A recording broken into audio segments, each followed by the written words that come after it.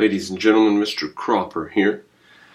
As Ayn Rand's work continues to have its integrity, I'm going to impose on it a little bit by having a little scene between what must be Roark and the old man. And I think the old man is Henry Cameron.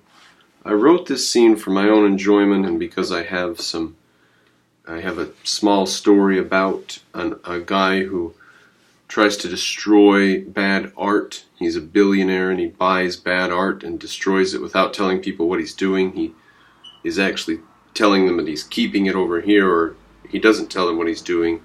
They think he's keeping it over here and he's destroying it. And I wrote that about this guy and the old man. But it's actually sort of Roark and Cameron as well. So I'm just going to share it with you.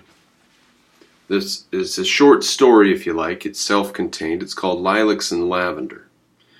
And I'll set the scene for you. They're in a museum, and Roark is wandering around, and the old man is pretty bad, can't see very well, and he's looking at art. Okay. When he found the old man, they had been separated, both wandering and viewing for 20 minutes, but the old man hadn't moved. He was looking at a tiny painting. Curious, he approached the old man. He approached the old man's left shoulder, touching it.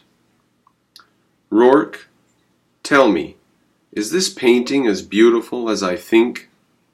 It may be the most beautiful thing on earth. The tiny painting was mounted behind a magnifying glass screen.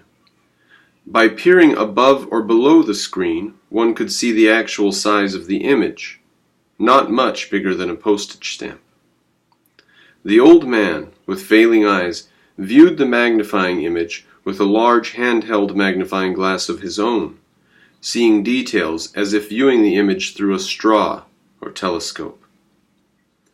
What does it look like? Describe the big picture for me, Howard.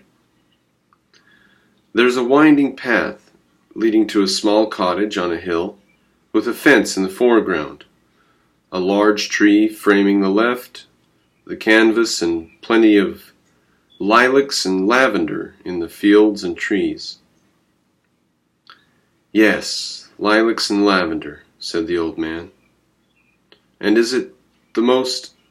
His voice cracked. Yes, it is.